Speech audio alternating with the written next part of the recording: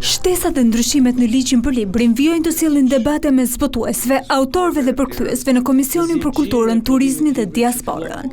Teksa botuesit kanë kërkuar një ligj modern për librin që i përgjigjet realitetit të letërsisë sot dhe standardeve europiane, duke e bërë pjesë të teknologjisë edhe librin përmes formave digjitale, autorët kanë ngritur të tjera kërkesa.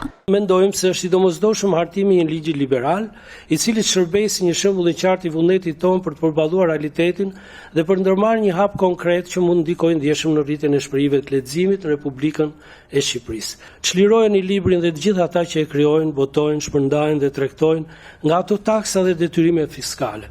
Prodhimi libror shqiptar është i tillë që nuk përbën një barë të ndjeshme për buxhetin e shtetit dhe GDP-n e tij. Shkrimtarët kërkojnë përfshirje në ligj të formalizimit të tregut të librit. Një problem i madh që kemi në fushën e librit është tregu informal që kemi me librin.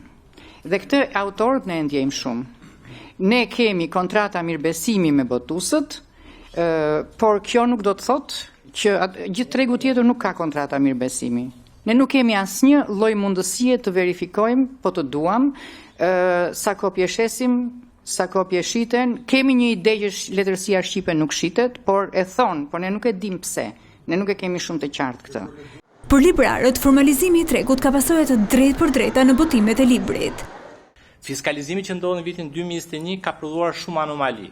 Do doja thoja si rritja më tejshme e informalitetit në industri, kalimi shumë botuesve nga biznesi i madh në një biznes të vogël. Po ashtu kanë ndodhur edhe fenomene të tjera të cilat kanë prodhuar rritjen e informalitetit dhe besoj këtu jam më së pari për të thënë që gjëja e parë që duhet ta formalizojmë tregun në mënyrë që autorët më së pari edhe të gjithë të jenë të qartë. Ndërsa u përball me kërkesat e autorëve, Irena Prit, si përfaqësuese e Ministrisë së Kulturës, u ndalte vendosja e taksës së librit prej 6%, taksë sipas të cilës është vendosur nga Ministria e Financave.